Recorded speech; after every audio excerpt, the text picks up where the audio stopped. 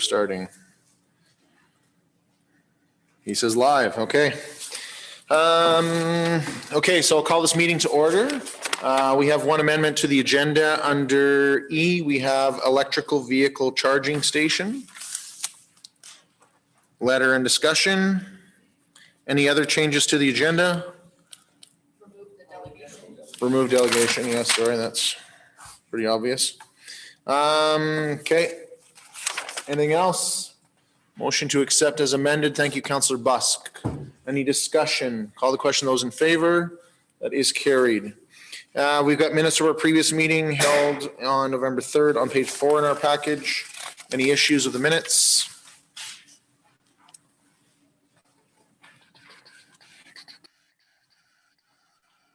Not hearing or seeing anything. Councillor Brandel. I'll move that we may accept the meeting minutes from Tuesday, November 3rd as presented. Any discussion? Call the question. Those in favor? That is carried. Committee of the whole, page 14 in our package. Any issues?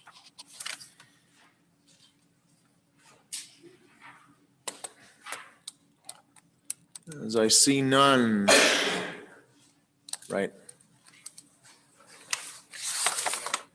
Councillor Brandel again, sorry. I move that we accept the meeting minutes of November 10th as presented. Any discussion? Call the question. Those in favor? That is carried. We'll jump into CEO update. Mr. Kim. Good evening, Your Worship and the members of council. My CA update as of November 17th starts with the health and safety. All town employees are reporting healthy from the COVID-19. And from Finance Department, the 2021 budget work continues. We are preparing for the interim audit on December 2nd and 3rd. The Municipal Operating Support Transfer Grant in the amount of approximately $680,000 has been received. There have been 2 new business licenses in November. Planning and Development Department has issued 1 development permit and 1 compliance letter, and is working on Planning Commission report for the Big Fish Bay expansion project. Our fire department has received total 7 calls and met with the MLA regarding highway conditions and truck repairs, and is currently outfitting new rescue boat. Our project team is working on master unit rate file that'll be used as an estimate tools going forward next year. From the economic development front, a partnership meeting was held, including the Chamber, Community Futures, the Province of Alberta Labor and Immigration, and the town. The discussion included collaboration to support new and existing businesses. Strategic priorities and notable projects of each organization were all shared. Northern Lakes College advises that the tentative plan to start refilling pool and open to public is opened to public in early February. Community Services Department is commencing on the Community Social Needs Assessment, and tenders have been closed for the Government Center roof project. Almost all minor hockey games are canceled for the next 2 weeks, and Ice Dogs canceled their game last Saturday as well as a precaution. The U7 and U9 games will continue. However, they are only playing Slave Lake teams this year. Community Services will be looking after the town float in the parade on Friday. And that concludes my presentation. Okay, questions from council? Councillor King. This one's probably for Cal. We haven't talked about this for a long time. Water meters. No read water meters. Are these still on the houses or is this something different? They're in the houses. That's the ones that are having troubles in reading. The swap out? Yeah. Do you know about how many there are still left? No, I don't right off the hand. I could find out. But we're still in that whole process of swapping them all No, out? we've swapped them all out. These are just some faulty ones and stuff, eh? So Faulty from the new batch? As far as I know. Okay, thanks. Other questions, comments from council? Okay, we're quiet group tonight. Okay, let's jump into reports. Project update, Kush.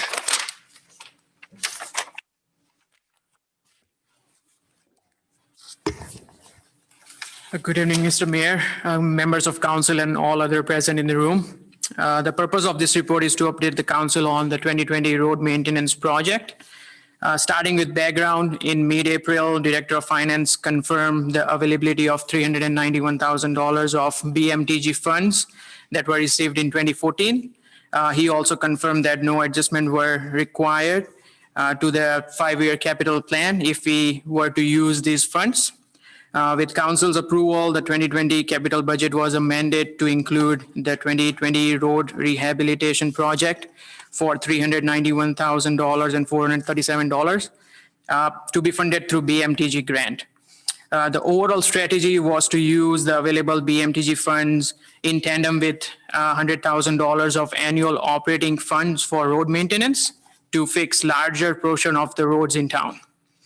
The request for proposals for the project was posted on Alberta Purchasing Connection on 22nd May.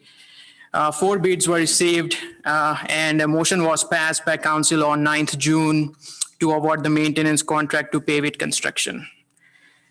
Post-award, the contract was executed with the contractor on 2nd July. The primary scope was to fix the surface defects in the form of cracks, heaves, and settlement on our town roads. Also, costly repairs were avoided on the streets that were due in a few years as per our 5-year capital plans. The maintenance work began in early July in Northwest Quadrant, and majority of the work was completed by September. By end of September, a few more areas were identified for repairs. However, due to schedule conflict in late September and big temperature swings in early October, the sections were not repaired and the program was concluded. Originally, only 15 sections were estimated to be repaired, but by securing better pricing, administration was able to repair a significant number of sections at a lesser cost. The program was able to repair between 40 to 50 individual sections with a variety of surface defects measuring between 8 meter squares and 945 meter squares in surface area. The road maintenance program has overall improved road surface conditions around town, allowing a safe and a better user experience. Attachment A shows the map of sections that were repaired through this program. To date, $439,310 and 47 cents were spent on the maintenance program. With respect to funding source, 100% of the BMTG funds were used, as well as 48% of the operating funds were used for the project, keeping the project under budget by $52,126.53. The road maintenance program was done in accordance with all Town of Slave Lake policies regarding trucking routes, noise bylaws, road closures, etc. Our recommendation to council is to accept this report as information. Okay, questions, comments from council? I will say question. So the work that hasn't been completed. So first off, this is way above and beyond what our normal maintenance program would include. So, you know, the messaging going out to our community is that we did $500,000 worth of basically spot repair on top of the spot repair that's already built in the budget that we do every year anyway. That's a lot of potholes and sections of road that have been fixed. So that's fantastic. So now you've, you're $52,000 there that of work that you likely would have spent, but weather put us in a situation where we basically ran out of time. Right. Is the intention then just to look at the project as a whole, as you know, a regular maintenance program next year, or is it to finish off this $52,000 in the spring? As a whole, as a next year. Okay. Yeah. Perfect. That makes the most sense. Just want to verify that's what's happening. So, any other questions, comments from council? Councillor Ferguson, I'll make a motion to accept this report as information. any discussion? Call the question. Those in favor? It is carried. Thank you. Thank you, Kush. Service level updates, Gary.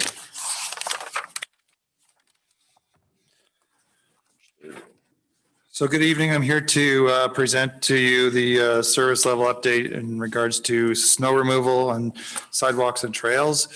So community services is involved in kind of three aspects of snow removal in our community. First one is our bylaw requires residents to clear snow from sidewalks adjacent to their property within 24 hours. And our enforcement services, our peace officers certainly are involved with enforcement of those rules, primarily based upon complaint. They don't go looking for properties, but we do hear from our community on, especially on key ones where the snow isn't removed.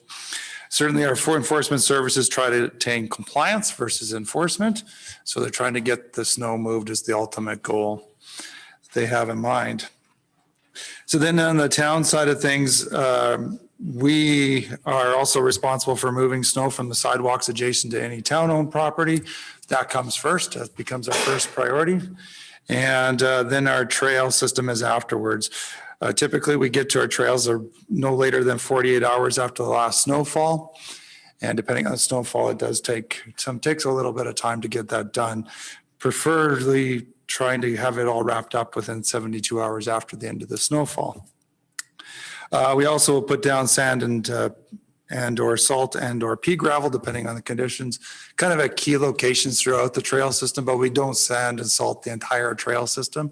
We do get those requests from time to time, and that's not always feasible nor economical. It's kind of just those key locations that we can put some sand and salt down on the trails. And so that's essentially our report, just to bring it forward, to remind council and to remind our community, here's what we do as a town in terms of snow removal on our own sidewalks. Okay, so part of the reason that we bring these to council meeting is to understand what the communication is. So first is to make sure that council understands the policy and give any feedback if they think we're headed in the wrong direction. And then once we all have the right information, then it's going, how are we communicating that out to our taxpayers? So let's start by summarizing. After snowfall, we're requesting that people do their own sidewalk within 24 hours. That's correct. In the event that they don't do it, we are not out looking for people that are not doing it. But if we do receive complaints, we action on that, at which point peace officers give them warning and time. If it isn't, then we can do a fine in time, and we go through the regular process of doing that. Town sidewalks and Main Street, the town, as well as the Allery Trails, the town looks after, and we try to get done within 48 to 72 hours after a snowfall. That's correct. Sidewalks start first. So sidewalks, we try to get on them to within 24 hours after a snowfall. Okay. And then trails come next. Okay. Councillor Busk.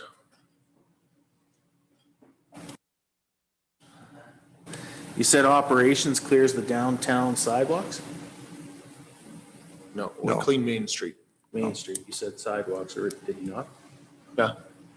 So we do the sidewalks along Main Street basically from Highway 2 straight through to downtown, but we stop at Citizens Park area. Okay, just so that there's no confusion that the businesses that have been clearing in front of their businesses for the last number of years expect to have the town cleared. I just want to make sure that there's no confusion. So from train tracks to Highway 2, the town has been looking after. That's correct. And that's probably because most of them are either on trails or locations where we own the property adjacent to it.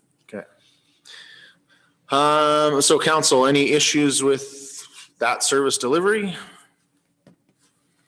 Councillor Brandel. Not a complaint by any means, but how are we putting this on social media too, just to remind everybody? Yeah, we certainly can. Yeah. Absolutely. Just a shortened version of this, I'm sure would be fine. And we also have, it was attached to your report, it's just a copy of the, I don't know if I want to call it a website, but a copy of the information that is on our website. It's kind of downloadable as a document. That's how it's set up on the website, but that's certainly on the website. So we'll also make sure it's out there. Yeah, so the secondary purpose of doing these in the council meetings is it's a great opportunity to re-inform the public. So I will say like this here too, like if this was online and I'm scrolling through it, it's pretty quick and easy to read. That I would make sure that communication is going out because this is as much about policy review as it is about external communication, if not more important on the other one. Any other questions, comments from council? As I see none. Councillor Ferguson. Make a motion that council receives this report as information. Any discussion? Call the question. Those in favor? That is carried. Okay, thanks, Gary. We'll jump into street sanding and snow removal from Calvin on page 38 in our package. Good evening, Mayor and Council. The purpose of the report is to give you a summary of the service levels of the sanding and the snow plowing in the streets. The first clause in there, Gary already covered off of the property sidewalks and stuff like that. The only exception is once we put a windrow on the sidewalks, the residents are no longer required to clear the window. It's fairly heavy and stuff like that. The downtown core is the only area that's cleared and hauled away to our snow dump. We've got a couple attachments that show the downtown core and where we pile it on the downtown core until it's removed. We do the downtown core at night shift and then we haul it out by the next morning. The next one is our service levels. All critical community connectors, hospital zones, and critical intersections to be cleared within 24 hours of each major snowfall in excess of 15 centimeters. And then as far as residential, we get into residential and our service standards, it says 10 centimeters of hard pack. Normally, we get going snow plowing and we just keep going. So all winter long, we'll snow plow. It's a little bit over our service standards. We don't let residential get down to 4 inches of hard pack, usually a couple inches, and we're out there doing it again. So sanding is all the critical emergency connectors and residential connectors. We get into residential, only the intersections. On a severe case, we get like freezing rain or something like that, we'll go right into residential and do everything. We call it painting the town brown. So if it's all brown, yeah, we had some nasty weather. The resource impact, we have 2 loaders, 2 graders, 1 skid steer, 1 backhoe, and 1 sand truck, and the qualified personnel to sand and clear snow. Other than that, I do have 4 attachments. The first one is the priority map. So that's the priorities 1, 2, 3, and 4 of where we do and stuff like that. Then the next one is where snow is piled. We do pile it on the sides, on the sidewalks, on grass, and stuff like that, on one side or the other. We've developed an odd and even year. So on the odd years, we go to the odd numbers of houses, and on the even years, we go to the even houses. The next one, that's your downtown core. Again, that's the only place that's piled and hauled out within the night. And then the last one is where we pile the snow. So we pile them at strategically placed spots so that traffic can still get around them, and because we get like big piles and stuff like that. The other place we do pile is in cul-de-sacs, and then once we're done residential, then we haul cul-de-sacs and we haul them over to our snow dump. In a nutshell, that's about it. Okay. So a couple things. First off, your point about windrows with sidewalks is a good one. Gary, we don't have that in our communication anywhere, so please amend. So essentially we have this priority list that we follow, and it's a 1 through 4 list. Priority 1 is pretty self-explanatory, but priority 2, 3, and 4, they exist in all the quadrants. Yes. So for communication, how do you decide which quadrant you start it with? So we start off the beginning of the year. We keep track from last year. So if last year we started off in northeast, then the next year we'll start off in southeast. So we do clockwise every year, and that's where we start. So like I say, if we start off in let's say we start off in the northeast, last year. This year we start off in the southeast, and then we just keep And going. then your next snowfall, you'd start out in the southwest. It's not every year, it's every snowfall. You kind of keep rotating which quadrant you start in. Correct. Okay? Yeah, we try to stick to that. That way you're. It's a fair and equitable way to do it. Exactly, yeah. Okay. I have one suggestion, concern, one thing I don't like. So cul-de-sacs. Here's an example. Okay, so when just finishing off communication outwardly to the public is that theoretically we start on this priority 1, then we go to 2, then we go to 3, then we go to 4. But theoretically, if we get a snowfall in there before we're done, we have to start over with a priority 1. So sometimes 4 has to wait. Well, not really. See, because we have 2 graders and 2 loaders, we can split the crews. Okay. So we'll start off, we'll do our emergencies, then our priorities 1 and 2, and get into residential. Once we get into residential, 1 crew will stay in residential. So if we get another big dump, then we split the crew. A grader and a loader will go back and start in the emergencies and start in priority 1, while the other 2 or 3 stay into residential. Okay, that's not my issue. My issue is around downtown core though. So one thing, as we're doing all these different priorities, what we do in cul-de-sacs as an example, right?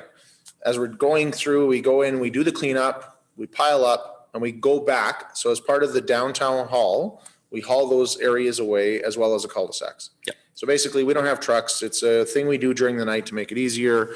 It takes a little bit of logistics to coordinate all this stuff, to get the equipment and the men, we hire the trucks and away we go, and we haul that stuff away. However, in the downtown core, as part of our lead on economic development and promoting for businesses, we got a school and stuff down there.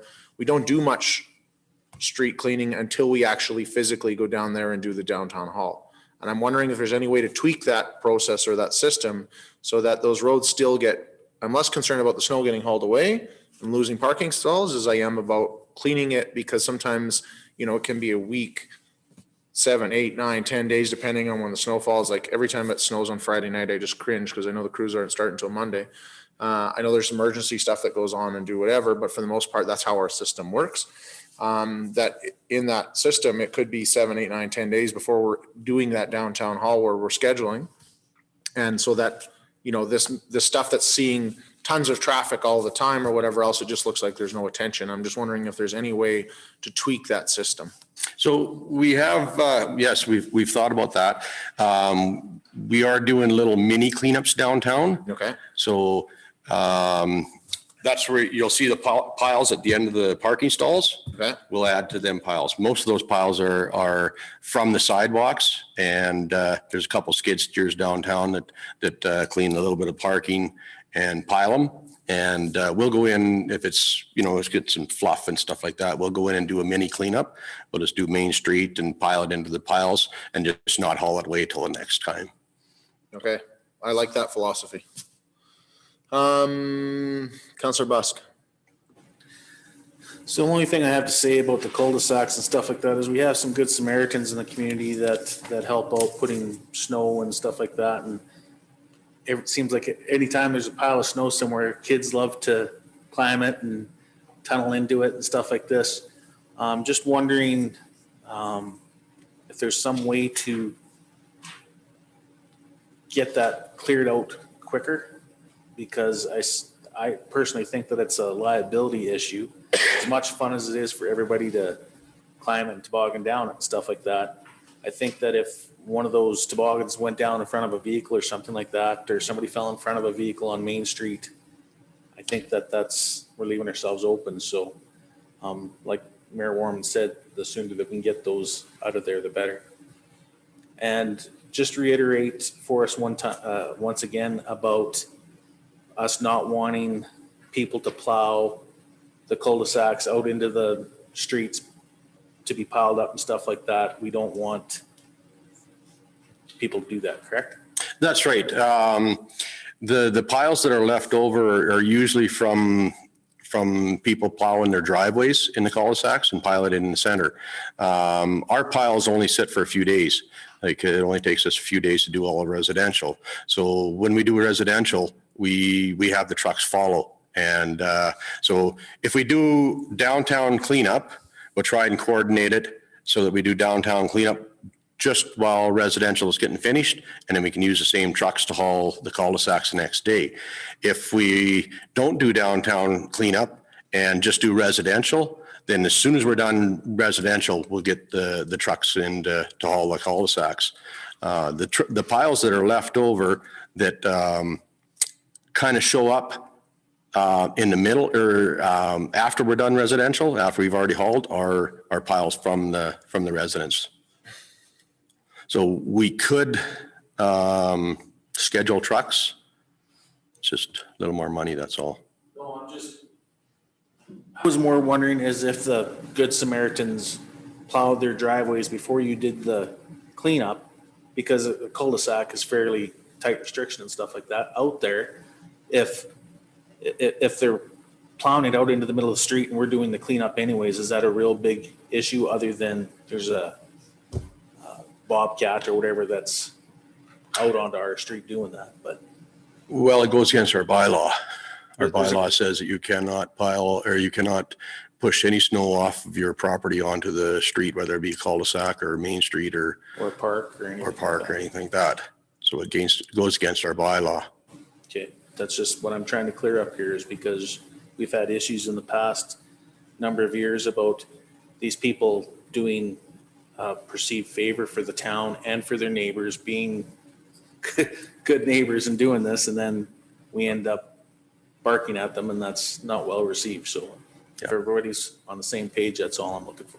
Yeah, it is against our bylaw. Yeah, like strategically, I would say that, you know, it would be nice if everybody could just plow all their snow into the middle of the road and then wouldn't have to manage the snow on their driveways in their own lot.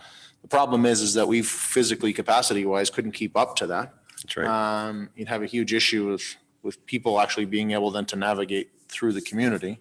And so because we don't want people in cul-de-sacs to dump all of their snow in the middle of the bulb, because we don't have anybody else on any other streets do it, that's kind of the messaging that goes out.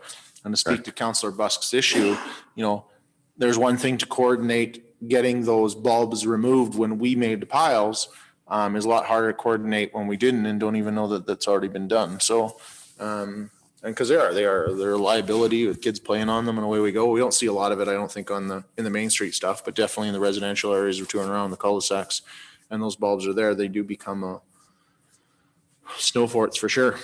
Oh, yes, they do. And we've got all our guys trained that when we go in to remove a pile, they get out of the machine, they walk around it, they look in the foxholes. Okay. That's the very first thing they do before they even touch a pile, because kids are kids. They'll tunnel in anything, so. Okay.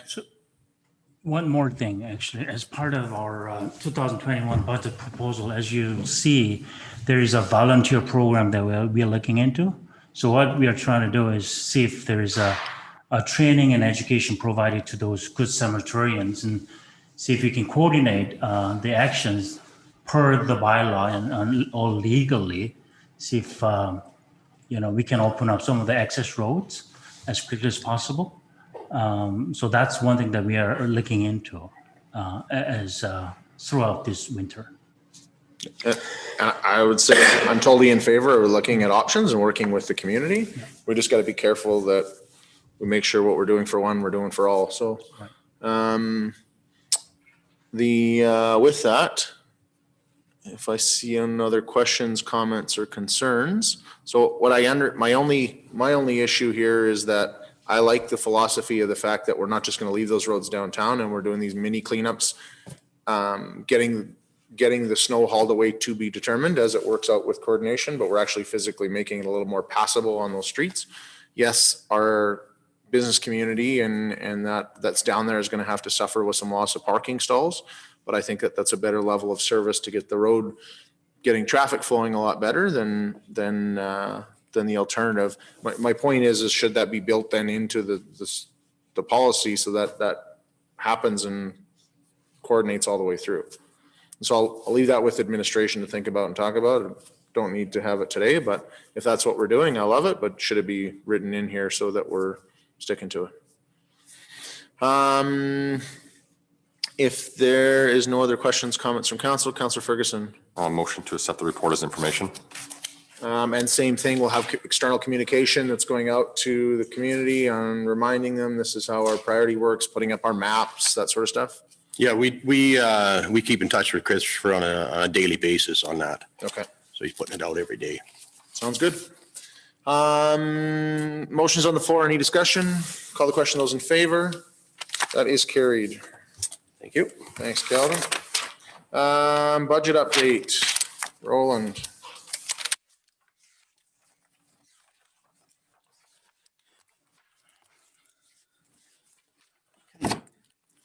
Good evening, your worship and members of council. The purpose of tonight's report is to provide council with the year-to-date budget projections and actuals from January 1st to October 31st, 2020. Administration has reviewed the financial position of the town of Slave Lake and has assembled a report that shows year-to-date expenditures versus budgeted amounts. Attached to this report is the year-to-date actuals and the projected actuals for the end of the year. The operating budget currently stands at 63% of the budget being expended before amortization. Just as a note, not all cost centers incur costs equally throughout the year. And figures in this update are both actual and known payables as of October 31st. So the legislative cost center includes council's budget for the year and it has expended 66% of its budget. Legislative services is projected to come in under budget.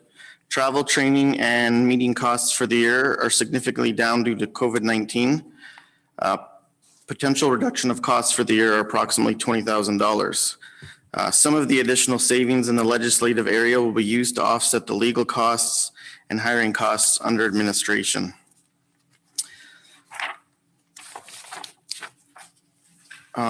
For the general administration, it has expended 80% of its overall budget. Employee recruitment costs has exceeded its budget by 76%.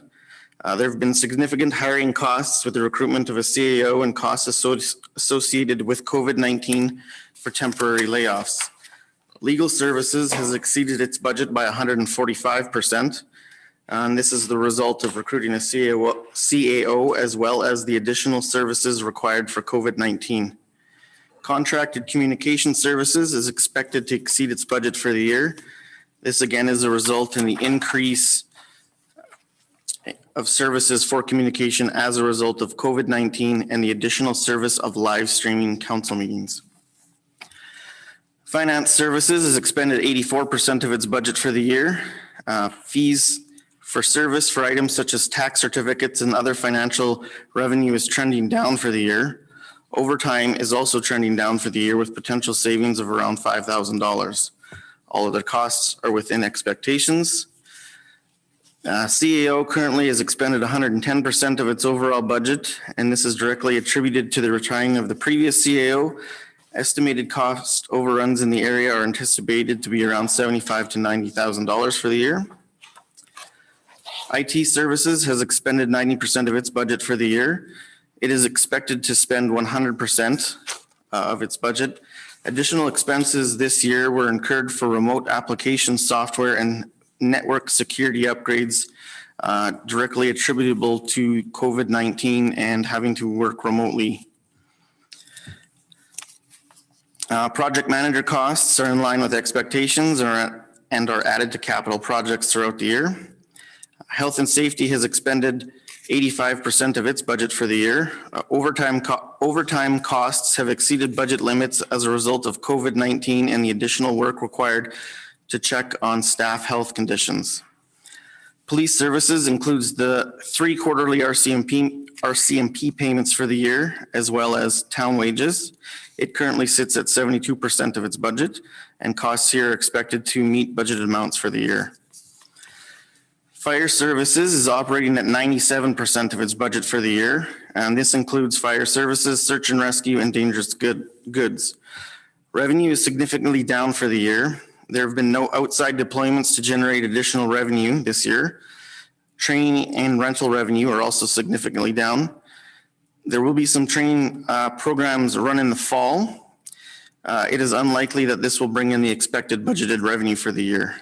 Motor vehicle accidents and unit mutual aid revenue has only met 25% of its expected revenue, and the equipment and vehicle repairs have exceeded their budget limits for the year.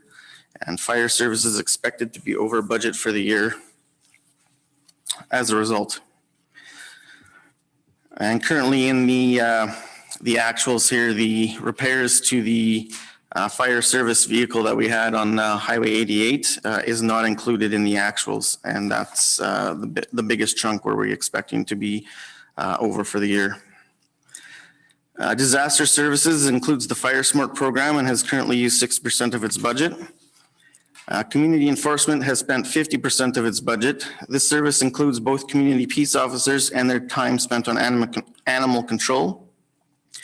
Overtime has exceeded budget limits due to COVID-19 and time spent on weekends looking after animals. Photo radar revenue for the year amounts to roughly $60,000 with contracted services costs of $19,000, resulting in a net revenue of $41,000. Photo radar was not an operating revenue generator for the year. However, as prior outstanding fines are paid, revenue continues to be paid as it's received. Expectations here will be that the overall photo radar revenue for the year will be lower than expected. However, this has no operational impact as the net revenue from this is transferred to reserves to fund parks and green spaces.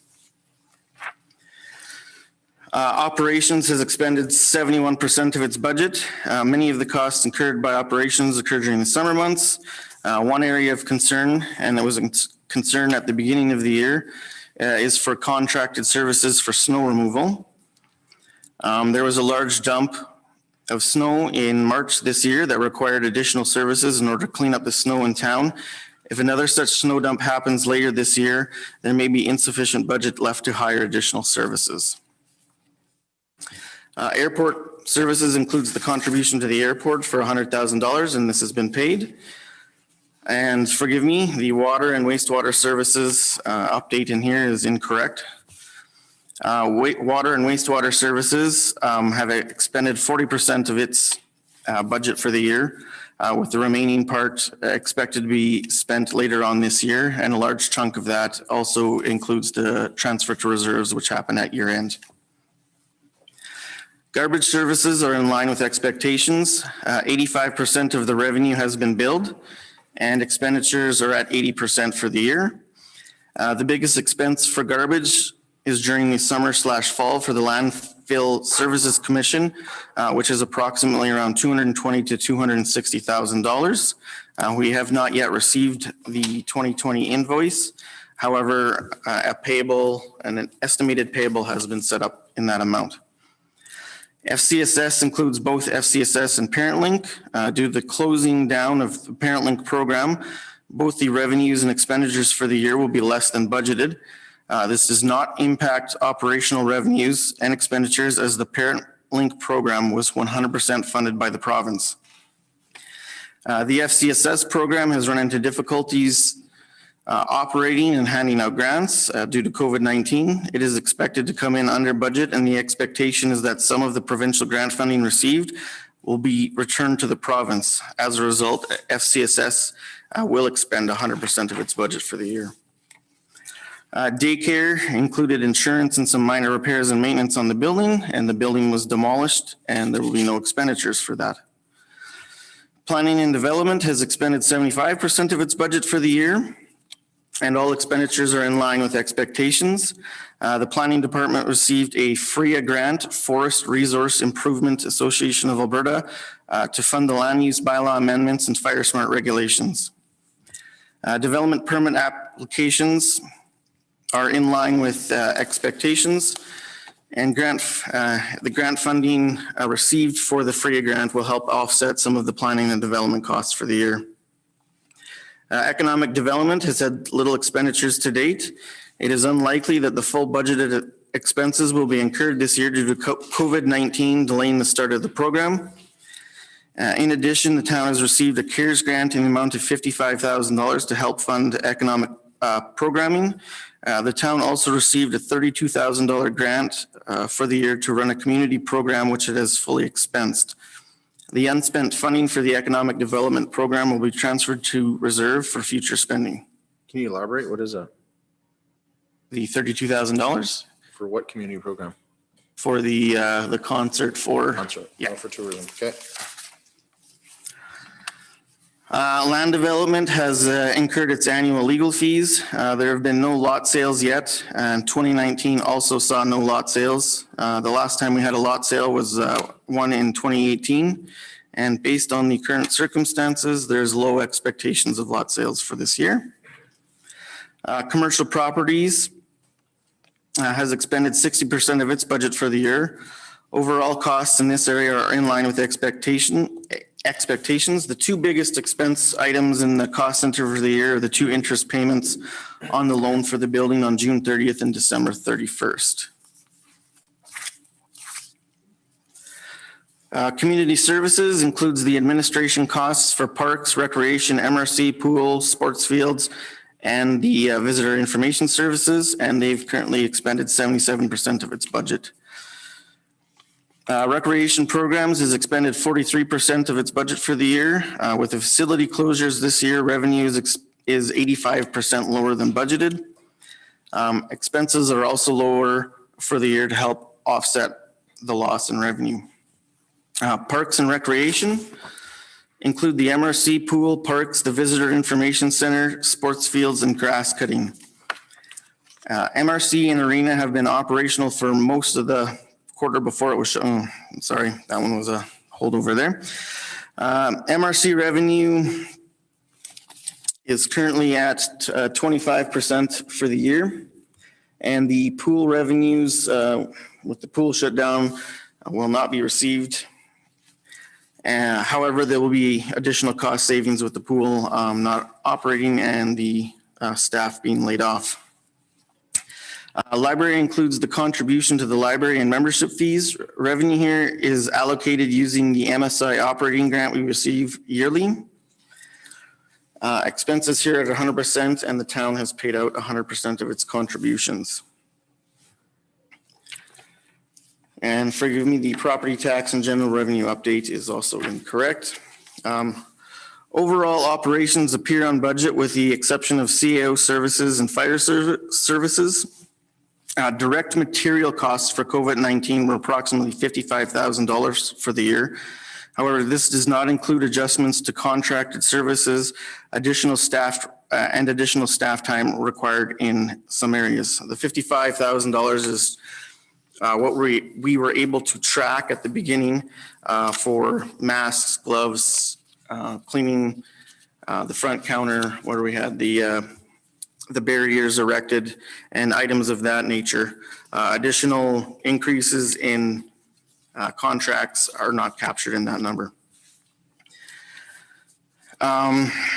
Areas that have seen a loss of revenue have also been offset by a reduction in costs for the most part.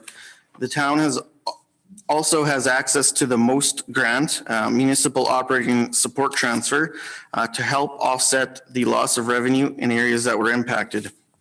With this additional support, it is expected that the town will not run a deficit for the 2020 year.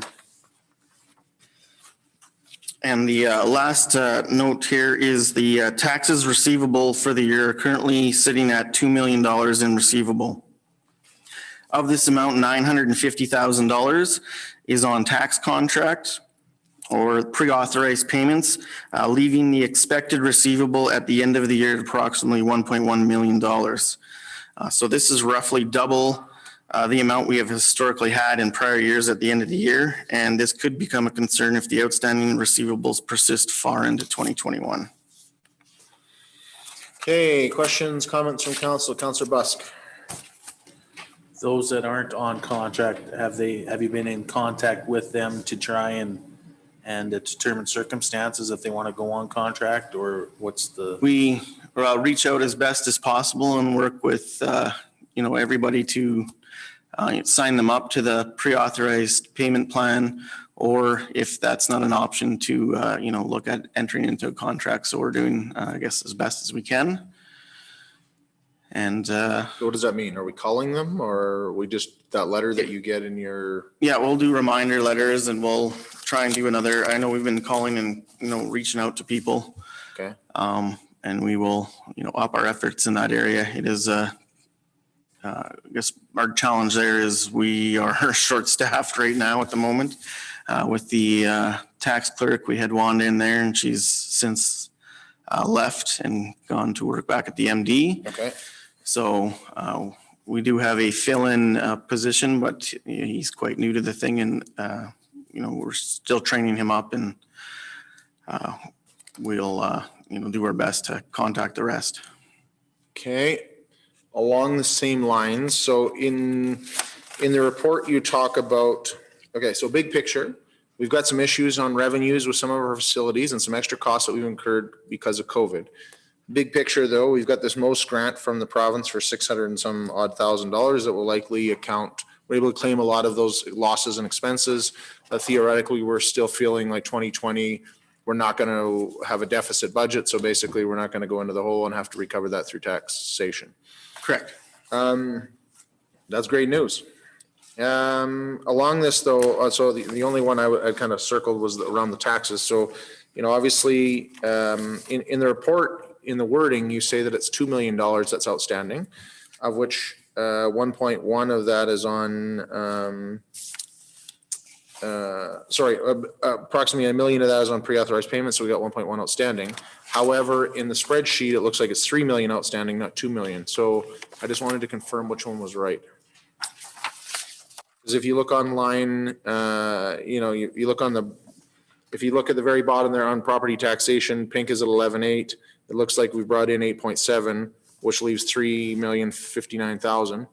Sorry, on the budget versus, which page of your council package? 51? The very last one, page 52. So on property taxation at the very bottom there. Yeah, we had 11.8 and we have 11.5. So part of the number included in the property taxation there is the school requisitions, which was budgeted higher than what the actual school requisition was. So there's about a $200,000 overestimation in the budget, which would not have been collected and would not have been paid as a requisition. Okay.